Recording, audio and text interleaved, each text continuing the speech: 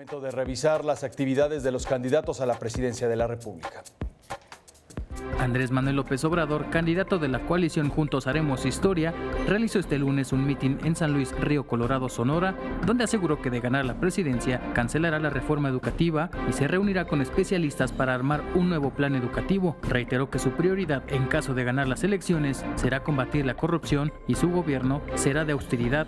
Dijo que van a vender el avión presidencial y se comprometió a apoyar a las actividades del campo y de la frontera. Se espera que este martes por la mañana López Obrador se presente en Guaymas, Sonora, para reunirse con simpatizantes de Morena. Más tarde estará en Ciudad Obregón. Por su parte, el candidato presidencial de la coalición por México al frente, Ricardo Anaya, ofreció su habitual conferencia de prensa en Polanco, en la Ciudad de México. De igual forma, se reunió con el patronato del Consejo de la Comunicación Voz de las Empresas, donde aseguró que de llegar a la presidencia de México, combatirá la corrupción, la impunidad, la violencia, la inseguridad, la pobreza, la desigualdad, el desempleo, los empleos mal pagados y la caída de la inversión pública. Se estima que para este martes, Ricardo Anaya asista a la firma del Pacto por la Primera Infancia en el Papalote Museo del Niño en la Ciudad de México.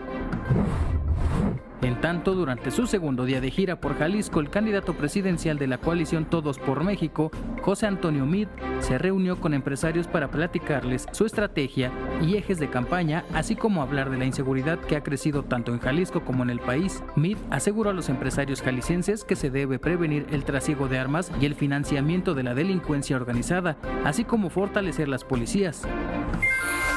Se tiene previsto que José Antonio Meade asista también a la firma del Pacto por la Primera Infancia en el Papalote Museo del Niño en la Ciudad de México. Mientras que Margarita Zavala, candidata independiente a la presidencia de la República, realizó un mitin al suroriente de Monterrey, Nuevo León, donde inauguró una casa de campaña. Ante sus simpatizantes, describió que su campaña se centra en 3 ejes: seguridad, economía y combate a la corrupción. Finalmente hizo un llamado al electorado a no matar la esperanza votando por el menos malo de los candidatos.